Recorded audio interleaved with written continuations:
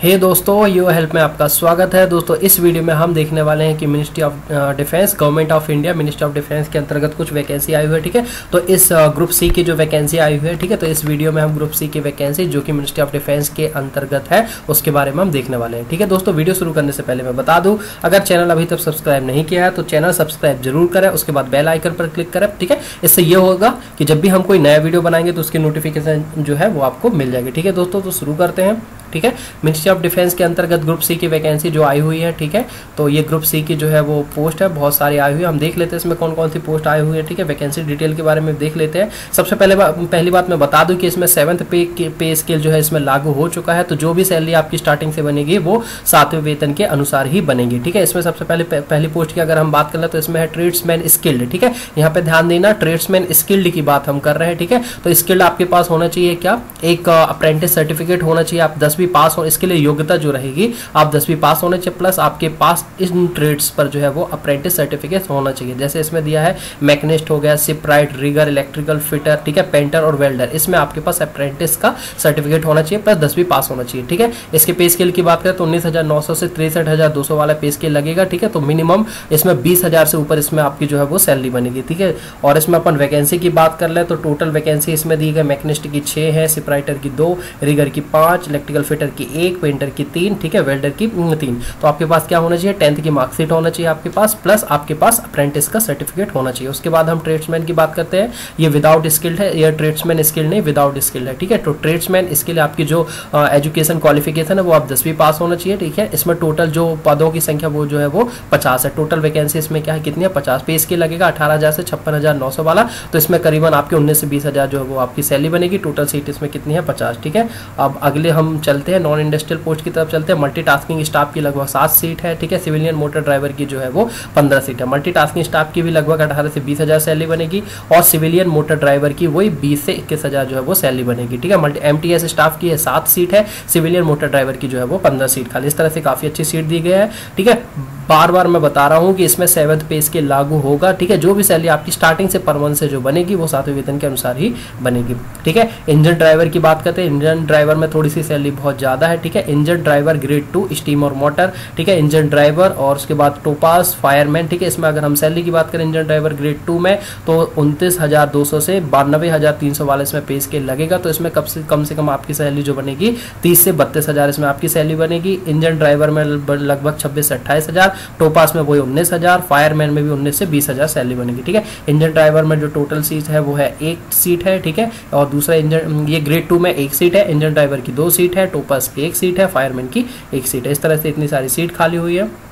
ठीक है, अब हम पूरी डिटेल्स देख लेते हैं। ये रिजर्वेशन का दिया गया है इसमें। ठीक है, इसके बाद ये क्वालिफिकेशन की बात कर लेते हैं। जैसे मैंने क्वालिफिकेशन का बताया, ट्रेड्समैन स्किल के लिए आपके पास 10वीं की मार्कशीट होना चाहिए, प्लस आपके पास अप्रेंटिस का सर्टिफिकेट होना चाहिए आपके रिस्पेक्टिव ट्रेड्स पर। ठीक है, और ट्रेड्समैन नॉर्मल, बिना स्किल्ड है ये वाला ट्रेड्समैन। ठीक है, इसके पास इसके लिए सिर्फ आपको जो है वो 10th की मार्कशीट आपके पास होना चाहिए। और जितनी भी पोस्ट अब तक मैंने बताया उसमें जो मैक्सिमम एज है जनरल की वो 25 साल, SC/ST को 5 साल की जो है वो छूट मिलेगी। ठीक है, मल्टीटास्किंग स्टाफ में आपके पास 10वीं पास होना चाहिए। ठीक है, सिविलियन मोटर ड्राइवर में आपके पास हैवी व्हीकल चलाने का कम से कम 1 साल का एक्सपीरियंस होना चाहिए, प्लस आपके पास हैवी मोटर व्हीकल्स को चलाने का जो है वो लाइसेंस होना चाहिए। ठीक है, इंजन ड्राइवर 2 में आपके पास 10वीं की मार्कशीट होना चाहिए। ठीक है, सर्टिफिकेट ऑफ इंजन ड्राइवर का आपके पास सर्टिफिकेट होना चाहिए कि आप इंजन ड्राइवर जो है ड्राइव कर सकते हैं स्टीमर मोटर का। ठीक है, इसमें भी यही है, 10वीं पास होना चाहिए इस वाले इंजन ड्राइवर में भी। और मैक्सिमम एज जो है इंजन ड्राइवर ग्रेड 2 इसमें है 35 ईयर्स, इसमें भी 35 ईयर, और टोपास में भी 35 ईयर्स है। टोपास के लिए जो एजुकेशन क्वालिफिकेशन है वो है आप 10वीं पास होना चाहिए, प्लस आपसे स्विमिंग आना चाहिए। ठीक है, तो इसमें भी मैक्सिमम एज जो है वो 35 ईयर्स है। ठीक है, फायरमैन की बात करें, आपको 3 साल का एक्सपीरियंस होना चाहिए फायरमैन में। ठीक है, सी गोइंग जो व्हीकल्स रहती है उसमें 3 साल का आपके पास एक्सपीरियंस होना चाहिए, प्लस 10वीं पास होना चाहिए। ठीक है, ये हमने पूरी की पूरी एलिजिबिलिटी की बात कर ली। ठीक है, और एज रिलैक्सेशन की अगर हम बात करें तो SC/ST को 5 साल की छूट, OBC की 3 साल, OBC को जो है वो 3 साल की जो है छूट है। ठीक है, इसमें अगर हम सिलेक्शन प्रोसेस की अगर बात कर लेते हैं, ठीक है, तो इसमें एक रिटन टेस्ट होगा। रिटन टेस्ट कुछ इस तरह का रहेगा। ठीक है, जिसमें जनरल इंटेलिजेंस, अवेयरनेस और रीजनिंग रहेगी 30 नंबर की, न्यूमेरिकल एप्टीट्यूड 20 नंबर का, जनरल इंग्लिश 10 नंबर की। ठीक, awareness in the relevant trade और फील्ड, जिसमें भी आप जिस ट्रेड के लिए भी आप अप्लाई कर रहे हैं, ठीक है, तो उस ट्रेड पर रिस्पेक्टिव जो ट्रेड है उस पर आपका कुछ क्वेश्चन रहेंगे, 40 क्वेश्चन रहेंगे। ठीक है, जैसे आपने जिस भी भी ट्रेड से अप्रेंटिस किया है तो उससे कुछ क्वेश्चन रहेंगे, 40 क्वेश्चन रहेंगे। इस तरह से आप जब रिटन टेस्ट क्वालिफाई करेंगे तो उसके बाद आपका जो है वो सिलेक्शन होगा, ठीक है। इसको फॉर्म भरने का जो मैं बता दूं कि फॉर्म भरने के लिए इसमें आपको जो है ऑनलाइन फॉर्म नहीं है, ठीक है। इसके लिए आपको जो है वो ऑफलाइन फॉर्म जो है वो भरना है, ठीक है। ऑफलाइन फॉर्म भर के आपको कहाँ पर, इस एड्रेस पर भेजना है, ठीक है। एड्रेस आपकी स्क्रीन पर दिख रहा होगा, to the flag officer commanding in chief for staff officer, ठीक है, हेडक्वार्टर साउथ नवल कमांड। इस एड्रेस पर आपको जो है वो भेजना है, ठीक है। और जो इनवलप रहेगा लिफाफे के ऊपर आपको लिखना है application for the post of, किस पोस्ट के लिए आप अप्लाई करें प्लस आपकी कैटेगरी क्या है, ठीक है। फॉर्म को हम फटाफट देख ले, फॉर्म को कैसे भरना है, ठीक है। इसका जो फॉर्म है हम पहले फॉर्म देख लेते हैं, फॉर्म जो भरना है हमको, ठीक है। यहाँ पे हम इसके फॉर्म को देख लेते हैं कैसे भरना है। फॉर्म की बात करें तो सबसे पहले ऊपर आ जाएगा application for the post of, किस पोस्ट के लिए आप अप्लाई कर रहे हैं, नेम ऑफ द कैंडिडेट, ठीक है। एक बॉक्स में एक अल्फाबेट आएगा, जिस तरह से अगर आपको कुछ भी लिखना है जैसे कि राम लिखना है तो RAM, इस तरह से एक बॉक्स में आपका एक लेटर आएगा। यहाँ पर आप नाम लिखेंगे, ठीक है। यहाँ पर फादर्स नेम लिखेंगे, यहाँ पर आप अपनी फोटो चिपकाएंगे, कलर फोटोग्राफ, उस पर क्रॉस साइन करेंगे, आधे साइन अंदर तथा आधे साइन बाहर, इस तरह से सेल्फ अटेस्टेड करेंगे। डेट ऑफ बर्थ आपकी यहाँ पर जाएंगे, यहाँ पर डेट डालेंगे, यहाँ पर मंथ, यहाँ पर ईयर, ठीक है। उसके बाद परमानेंट ईयर, एक बॉक्स में आपका एक अल्फाबेट आएगा, यहाँ पर पिन कोड, यहाँ पर telephone number, address for communication, जिस एड्रेस पर आप एडमिट कार्ड चाहते हैं वो एड्रेस लिखें, ठीक है। आपके होम एड्रेस पर जो है वो एडमिट कार्ड आएगा। यहाँ पर आप कैटेगरी सेलेक्ट करें और अगर पर्सन विद डिसेबिलिटी है तो वो सिलेक्ट करें, ठीक है। नेशनैलिटी आप सिलेक्ट करें, मैरिटल स्टेटस सिंगल जो भी है, आप शादीशुदा है कि नहीं, रिलीजन अपना सिलेक्ट करें, ठीक है। और इसका जो फॉर्म है वो आपको ऑफलाइन मिलेगा, ठीक है। फॉर्म की जो लिंक है आपको डिस्क्रिप्शन पे जा करके जो है वो मिल जाएगी, वहां से आप फॉर्म डाउनलोड करें और उसको भर करके जैसे हम इसमें बता रहे हैं, ठीक है, भर करके आपको जो है वो सेंड करना है। एजुकेशन क्वालिफिकेशन, यहाँ पर आपको 10वीं लिखना है, यहाँ पर आपको 12वीं लिखना है। थर्ड ऑप्शन पर अगर आपने अप्रेंटिस किया है वो लिखे, या कुछ भी और कुछ जो कुछ भी आपने किया वो यहाँ पर लिखे, ठीक है। उसके परसेंटेज और मार्क्स जो कुछ भी है पूरी डिटेल यहाँ पे फिल है, 10वीं 12वीं और आपने जो भी अप्रेंटिस किया, एक्सपीरियंस अगर इससे पहले अगर आपने कहीं पे काम किया है तो वो भी आप इंटर करें, ठीक है। आइडेंटिफिकेशन मार्क, मतलब आपके फेस पर अगर कोई निशान हो, सपोज कोई तिल हो या किसी चोट का निशान हो तो वो यहाँ पर लिख सकते हैं।